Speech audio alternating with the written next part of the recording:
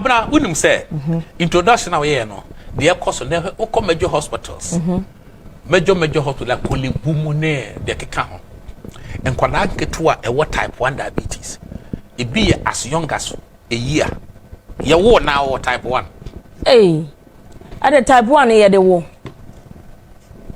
enka ye hwe enipa ni ya ye mfa ngo say ya wo nti na say what type mo bibi na ekoso na bibi na ekoso no I want to believe say e be a doctors no so nya kokoduru nka nkere nkrofo so I could to feel 1 year there diabetes there any say me clinic o minya bebre be 2 years 3 years near do maba ish uma ba kokra me ne kasa de wo say ne ba koda ne ba no 3 years yeah on admission for 3 months what the oxygen so sa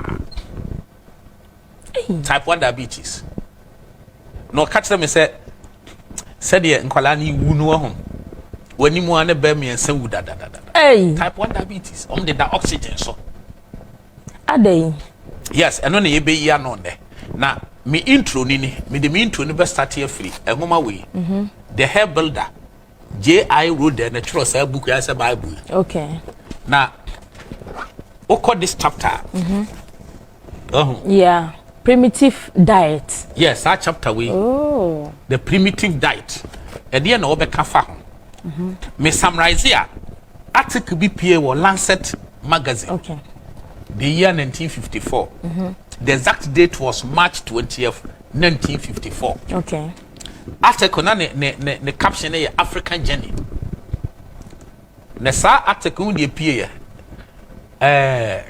abrofo doctor for no 1954 enche bia abrofo doctor for yi etna se hu se yade bi ti se diabetes in Africa ha anyhow hypertension 1954 anche na wo me so that is enche diabetes in Africa hypertension in Africa ulcer in Africa cancer in Africa sa enne yade abobon krofo bibiri no they were not in Africa afia ban say no na no mo nte ase cause omo nimu say Africans no oh na yen yank ye we bibia ya advance ye wo sika ye education to say aden necessary mum ne suffer sa ya de no na bi before na ehia wo mo no en suffer also use the word primitive omo fe say ye ni mie ye to use the primitive diet physician journey and I'm say no and some say research for the medical community it mum yank Africa and I'm for a team of doctors number taught the whole Africa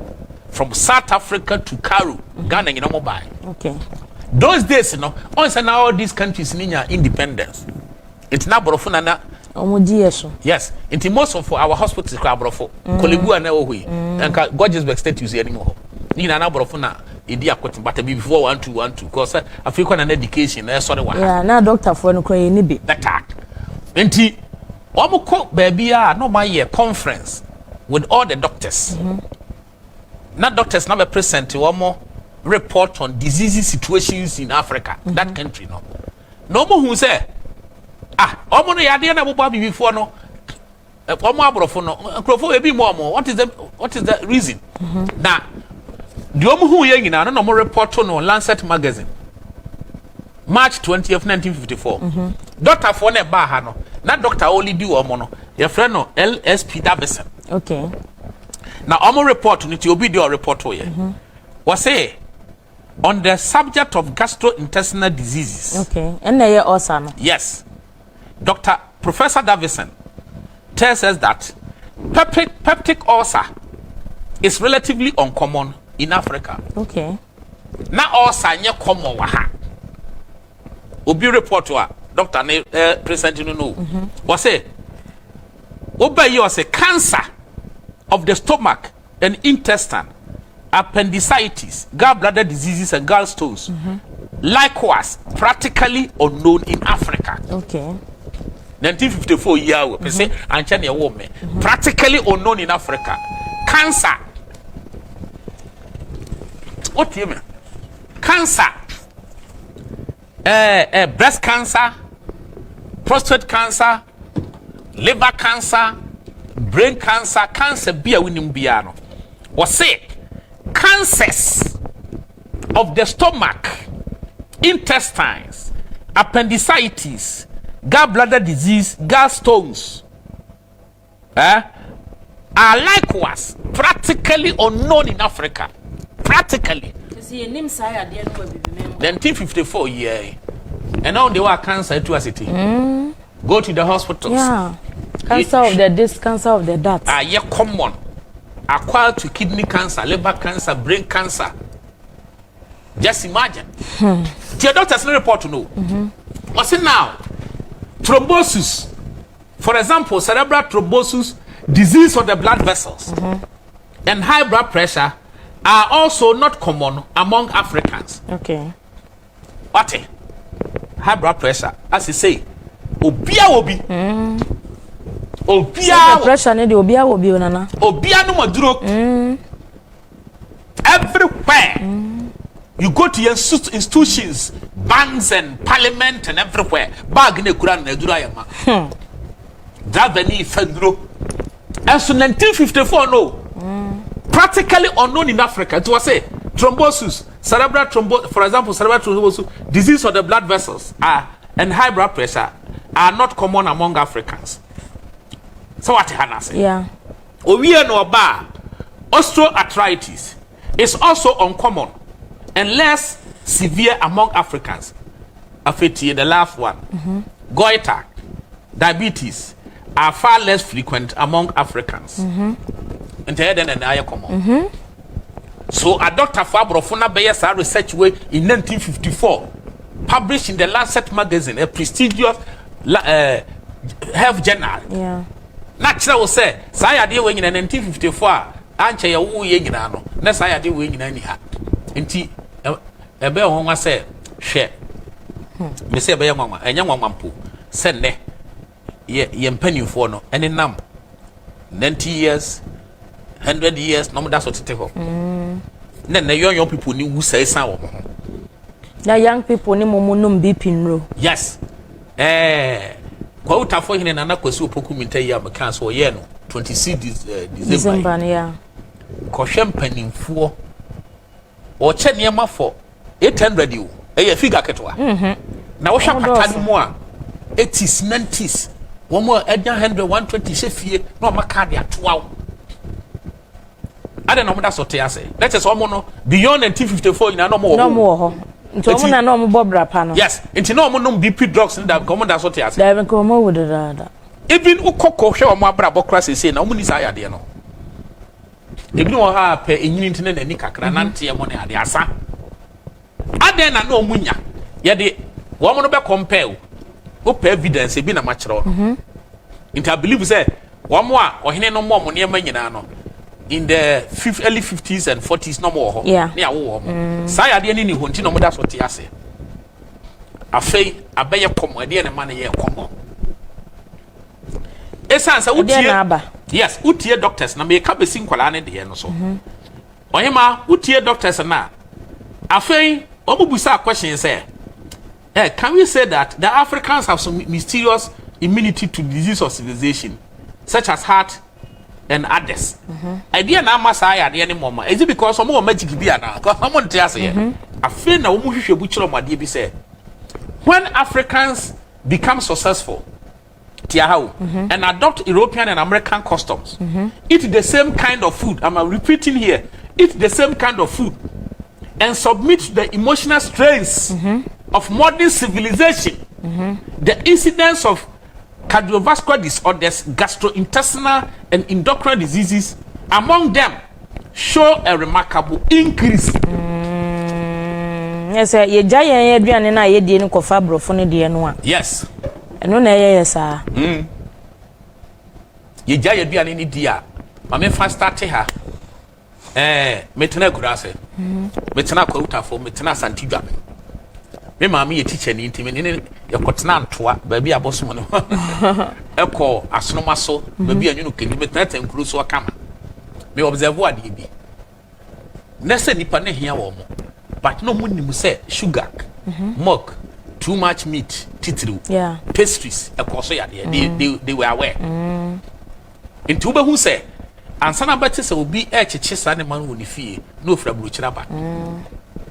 May example be or even milk titi na ye no ne bebre no wo fa bia wakare di koko wanya sika na nopa wo de table abesi fie ni mfimfi na konya si na wo hwie nso hye tea kettle mu na wo twa tea na nkwala nyina kotwa ne ho ahia ye hwie kakra no why you say no hwie biego no afe yana na ye sa akola be ne be sada se ye twa tea patutu makagu mama no ewe he bo de ju na abedi soft drink ebi abana want na kura se da soft drink our day na abenya bia ya ba ko any Christmas edu already our day na beto bia ma wo yes edu already na ede wa ho o ma me niska no anu anwa ene fo ide so omo our day ndi enye de o ma me niska no anu anwa ko sia topa mpa no ma Fanta bottle bottle no madam fo bi ka che me se o kai pa those times na coke na e wo bottle ni mu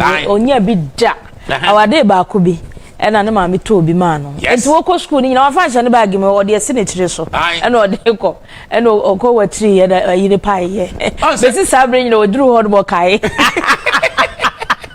ne ntam kese ko kra pa ye enti our day ena Christmas ena abenya sa ne ma no wa ne se na hia wo mo ana meboa me ka kire obi se sabre wo peso unse ne hia omo a adan a wo kokuma se akese anesisi we adan esisi manhia asafo bantama atonsu tafo atonsu sadan no ebi ya 500 years ago eso ne architectural design no enya modern no munisika ko bisi sadan no fo ni kire nkoko na no mu woska fo ni kire odan na hwadan fo ni kire Cape Coast Elmina na hetete adan ne se wo mo si sadan na hia mo ko bisi sadan they had the money but the point is all mo nimu se sa nuane ne kum no ma ya stop you but ya ma wuni ni bebre fa compare ne ene de no ana ya twegu nkoda ne ya mo ya terrible uko mouse na you pity for nkwala ya parent ne so odo ne ba no onim se wo kun akwala no onim because uko mouse na bia akwala be 3 years ya odi ni papa no waji chocolate kese ne kura akwala na idi the end result is type 1 diabetes it will be hard na answer na obe quote no ye nko break mra na obi bisa nia obe ya obe boost ne pancreas na onwo injection no ese wono wo pane no diabetes asem ne yake and then we kasa about diabetes and the fact that emre bi atwam 1954 year na sa ya de ye na ekum nkoda bo na ebi ni ebibimen mu aga na ka ho na afedie sa ya de yi aba beti atese ne no akwakoba se nnuane a yedi a yakopi abrofo ne lifestyle no eno na eye yesa yentie ne mfa bi mokotodwe mu moye bro na se de nkwada ne sofa no mobo oba a wadi 3 years or the hospital a obenya kwanya ye wadwuma na ye ni fu a na ya ma ni insulin injection na kola keto de bi o pane kola keto de bi o pane na obawi ase be ye de obatete oh yes ena de yakoso no na utie ha ansana me bankwara nso de afuli no you say a doctor fu am ye hu say ye kokopia abrofo nuane ena o mo last na ya mani una de ya de bibere abere ada wa say ya de we no nye ya bi ni ha na Osaba Professor Nebanad was associate professor of medicine at George Washington University School of Medicine. What church Roma be or authority pa when it comes to diabetes ya. Nenguma nikitameno. Dr. Nebanad's program for reversing diabetes. The scientifically proven system for reversing diabetes without drugs. Okay. Tiasemi obeka page 16. Was it as far back as the early 1900s, researchers were adjusting people's diet to try to improve insulin sensitivity. No more here say, "Eduane ben yenya bit me improve amount for pancreas." Obi busa as a question. Yeah. Was it over the years, many like me have been inspired by the fact that food that are commonly eaten in Africa help prevent diabetes. What here now? Yeah, nuane aye di no and prevent diabetes. The moment I resort to abrofo they say, "Whoa, you are finished." This no one you feel say your middle class, your upper class, or you CEO. And na better wo class awo. Yes. Aduane a wo die no. And aduane no you for na ba hwan be di. Amompe. Aduane ni bi ni body apesi man campesi by rapesi what you control what you nyadwa why you say nya no na na for ne omo nche omo na ne monom de guso tomatoes ni ko omo nche omo toto ho e di hwehwe ja se de jam ni e de abetwim je ne de atwum wuro wa na ne ngo ana adwengo no de guso ena obi bedi youth na ba no omo pe noodles yes na abra omo bedi dabi opa osesam se na ye kontom no chino bedi enyadoa yenchi na ye yenchi ade ye bechi a awade ne ye chiama ade akosku na Christmas this you know obi no chefe okono ofo a metina ko school a na ode ya hweka ya yefo no he ne hodene wo mu nua ne nyina ye herbs enam kakra bi fish fish no kwa ma ne powder yes wo mo dua no mu di nyina to mo dua greens ne pa e na ode ye tz ode ye this utokoko a ode kurikuri na bedi koko no no brodo no hwe kurikuri na ode di koko no pure millet your community bi wa kopie kwa na be ma wakwa aba Mama ya millet nsuo gu ahine mu yakosa bia mo ano.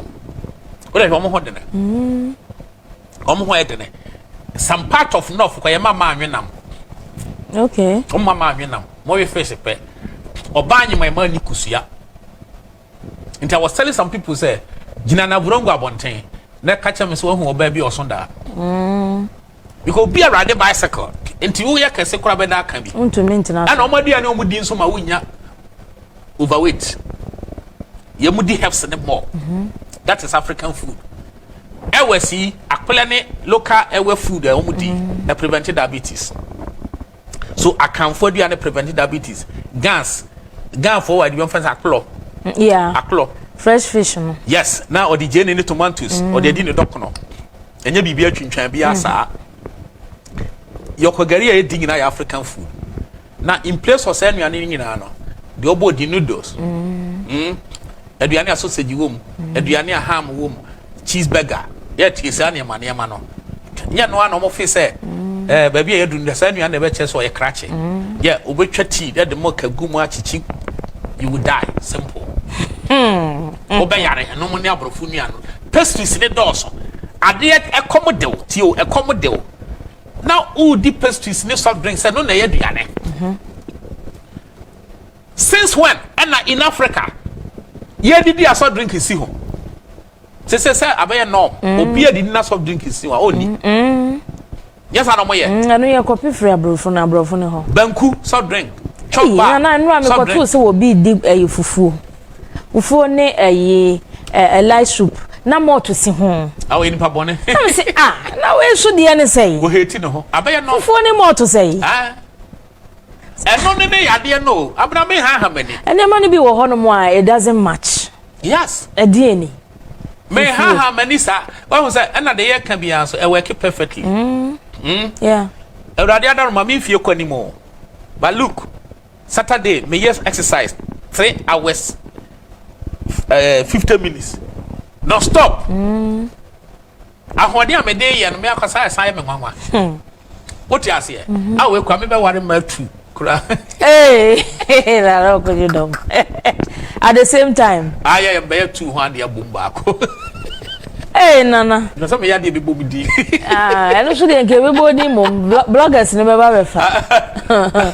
Now says that will be a bisa.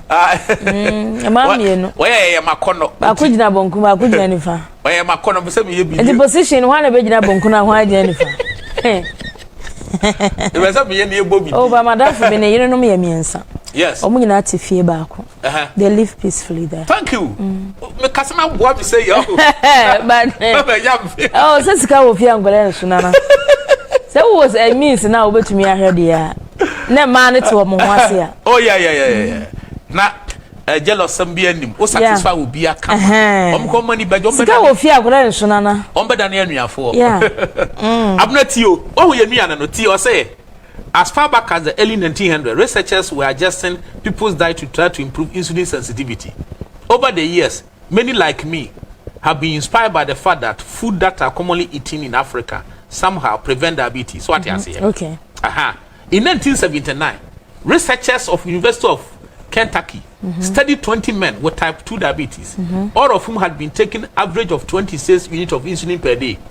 The experimental diet included plenty of vegetables, fruits, whole grains, beans, high fiber, and carbohydrate food. The diet was nearly vegetarian with little animal fat. In fact, very little fat of any kind. After just 16 days on the program, more than half of the men were able to stop taking the insulin entirely. Insulin, you had to stop on Ediane. Ediane, vegetables, whole grains, beans, high fiber food, and Namke to Ebi. Diabetes, diabetes, no show what you are dear Kakrebia, but Japan anymore. Yeah. To me, said, I know, but I'm going no more crofari. Eh, Nana. And your man are yeah. And Nampa. We are the Bacosro. Now, ma Obian Disibu home. This season, Abruchil from Quasi, I'm in church, I'm morning catechi. Oh, okay. Share, say, I can say on authority. Program more Abruchil share with passion, it's a religion. Yeah, secret of heaven. And the men are down. Yes. Now, this season, Nipa, who's a season, I feel a election year. Yeah. And to be a person about Ghana be a bar. Oh, by pa. I said, yeah, open and once 2024 December, need more money, sir. But it will depend on the outcome of the election. Now, Bruce, for no. Chisoba me center was in Nipa 20 Namasha more. Abraham Hameninka. Emube 8. If a Bruchraba. Yeah. Papa Bako Crade was sending to no share that be 3 years. Wow. Intimate we are so sample backs and any ticket. Omu ina bo chia bona maya chia katechi maya. It tells you how the ana one more te abruchiru. Adena the year can umaya convince. So when the pen abrofo. Omu nim. As you know ma wa ha. Of you said the making cabroni Dr. Ben Obekasa one can't don't be unless I don't makasa. Ye no ye doctors intini to me kanesa. Cause the obe hu bia de betuja. Na fei se obroni kire wo se momoduane amudi na prevent diabetes there afi we what he had na say afi ne yankwala no dia man kwala nya type 1 diabetes me ko na ebe na de ho professor of medicine was sign authority of diabetes it ti ase me obeka wo maye was say for many years researchers have known that type 1 diabetes occur when the immune system attack and destroy the insulin producing cells in the pancreas. Okay. To see a castle obi anya type 1 pancreas na produce insulin no. Immune system na ko fight na asem no. Intentimi produce insulin bio. Okay. And na make say obi anya type 1 diabetes. Esa say obi e di a no di carbohydrate ya. It will be converted into glucose. What you have say? Yeah. Glucose no is supposed to enter your cells to give you energy. Glucose nanka sent to me enter cells no. Just a insulin na den beko. And the insulin na the key. Ye di bie o cells e man insulin wudam. And na insulin the pancreas ne produce. It's a pancreas ne say it means on produce insulin. Insulin no so hu hia. And no so hu hia said na de o carbo no convert to glucose wa. One o pick dey akọ cells na say into glucose ne dey na be ye. E be ka o moja no. Na ma wawu. Wow. And to be beyond the pancreas na say be produce insulin. And nothing no bedidia. No kita insulin injection. Our dey be one ho ansa na odidi. And no na artificial insulin. Otiminya insulin coma kura wo. One day one we mu na hwe no wu. Because the pancreas na say. And then our professor Bernard ka say your immune system is your defense against virus, bacteria and cancer cells. It is not supposed to attack your own healthy body tissues.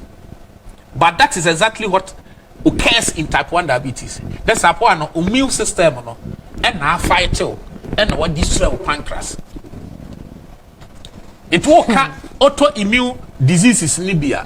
Type 1 can lupus can hone rheumatoid arthritis ni na autoimmune. The idea be immune system attack you. Emane ban ye autoimmune disease type 1 ba ko. It will be our type 1 diabetes be an immune system no a fighting the pancreas no.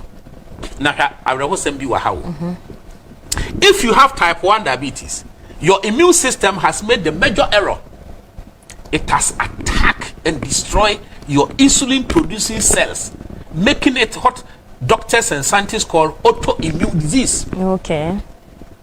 Afena yebeba semno so. Was why does this occur? Back in 1992, a team of Canadian and Finnish researchers reported an important discovery in the New England Journal of Medicine. It is Dr. Sibia, Omufri Canada, and Finland.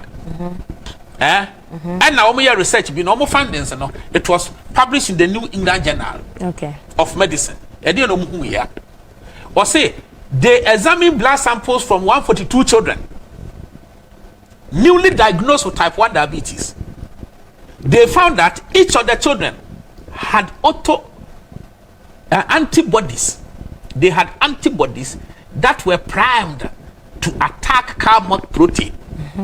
These antibodies had apparently arisen in response to cow protein in their infant formula. But the antibodies were also capable of attacking the body's insulin producing cells. It turned out that a portion of the cow milk protein was biochemically an exact match for a portion of human insulin producing cells. The antibodies had arose to destroy the cow milk protein, ended up attacking the children's insulin producing cells. The pancreatic cell were destroyed. What Hannah say? Yeah. Aduane ade mo cow milk wo mu no. Akrani di ya na the immune system arc. Foreign na iben aba body no. Onim no.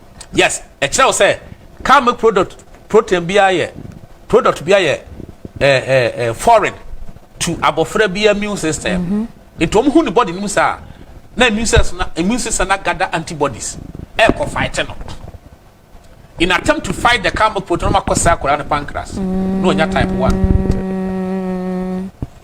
Na cow milk yenya no ansoso na yedema wo mu nana. Entinti na ye hyase no. Introduction I said the ankwala ni gugu hospital type 1 diabetes adults na ase no. Hey. Set me mortalities naka. Me na me bom trimu aka de afeodeti. This study and others suggested a scenario that could lead to type 1 diabetes when a very young infant is fed cow milk formula.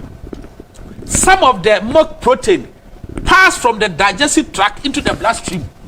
I'm repeating.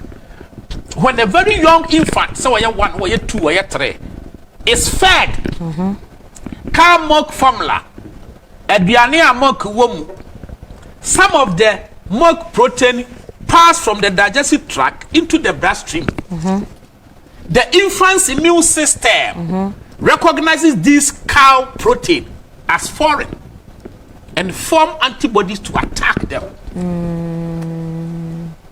And the baby from Rankolan me and Nakamu Kodiman Kolani be type 1. Hey, Kolani bebre. I'm quoting from authority. Now listen. Unfortunately, these antibodies attack not only the cow protein, but they also attack the insulin producing cells of the pancreas. Dina na Kolana ka be mo milk ade milk na wo so de ma wo. Akora bi ehia cow milk, ohia ne ma me breast milk. Okay. Na omo twa nufo na omo sha ana eduru ba bia obe introduce aduane ama wo mo no. Ye ba be answer wa ha. Okay. Ye be answer. Akola bi ehia cow milk ne san kwala nga na modi sa baby formula no. On air obi busa asa na kwala ne ma me ewu e. Yes, akola bi ma me ye wono no owu ya. Eno under doctor supervision. Doctors na best prescribe the pharma no. But people walk to pharmacy shop and market, Makola Medina market. No akoto bi. Dangerous. Akola ne ma me ewu ne this animal man. And was a doctor na prescribe they were different from doctor because we never go akola. Anya ne omo ye ni sese ya. Okwa burushi no akoto bi no di feed akola. Very dangerous. Dodo na benya asthma, dodo na benya cancer later in their life. Dodo na the intentum type 1 because the immune system we fighting no. After doctors know. Was it these destructive processes is gradual? When nearly all the insulin producing cells are gone, type 1 diabetes result. The researchers believe that the matured the researchers believe that the mature digestive tract of adults would not allow the dairy product to pass through the intestinal wall into the bloodstream. Okay. But in infants, the molecules pass through more easily. Okay. And to be in here and pass it through Emma will blast through and yes. And to Udia, the Abaya Udi Kamo can be any bibra, the Abaya was or correspond to the Becosro. I'm our heart when your program. They will pass it through would that just trying to pull Mujan said them Korani and a tenor. So what you say? Yeah. It is a opening grab the Kamo no in moderation. And no becaya, and you were to do more about the Suka Crebes teacher who say, Mimatina in the Tinet. Tinko, Mammy reading go for messages. Safaria, what would you tell Korani?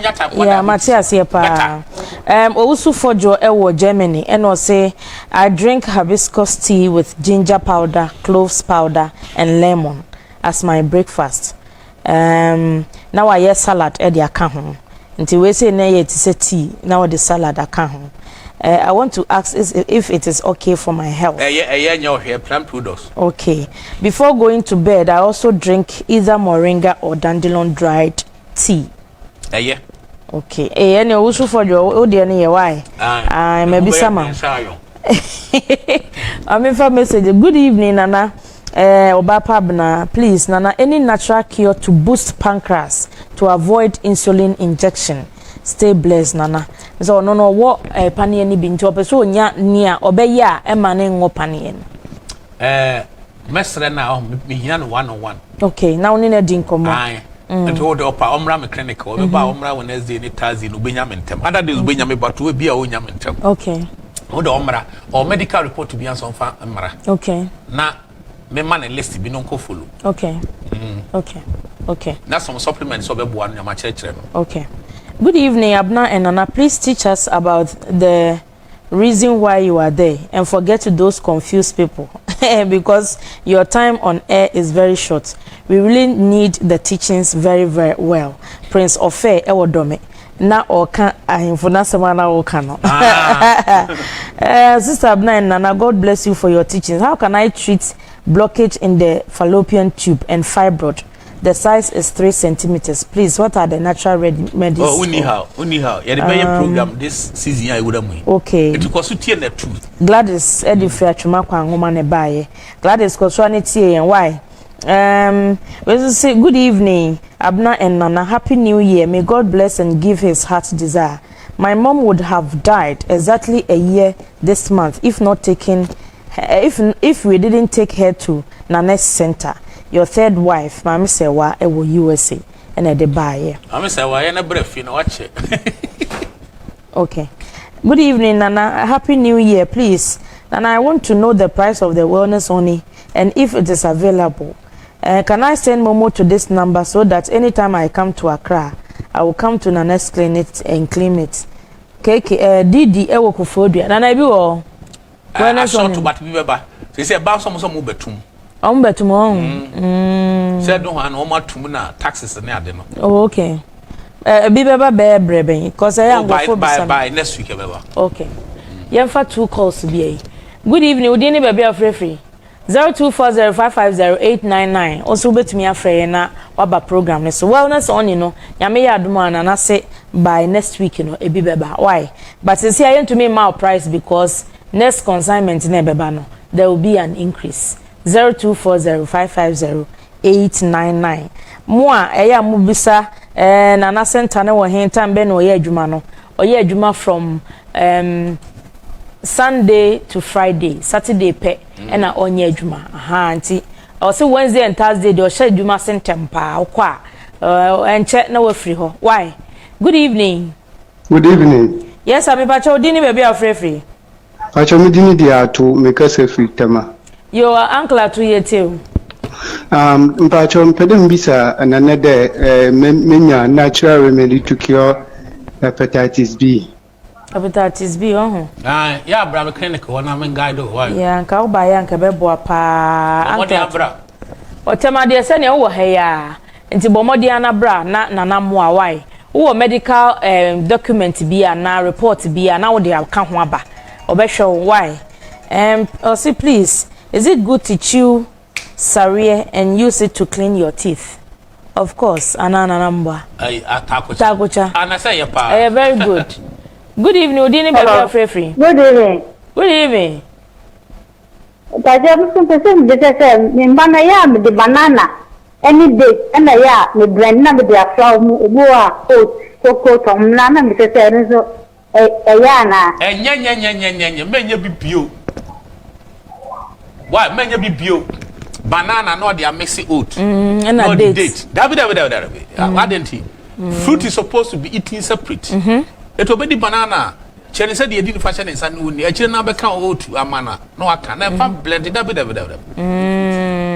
Before combination. That's smoothie, no. Yeah.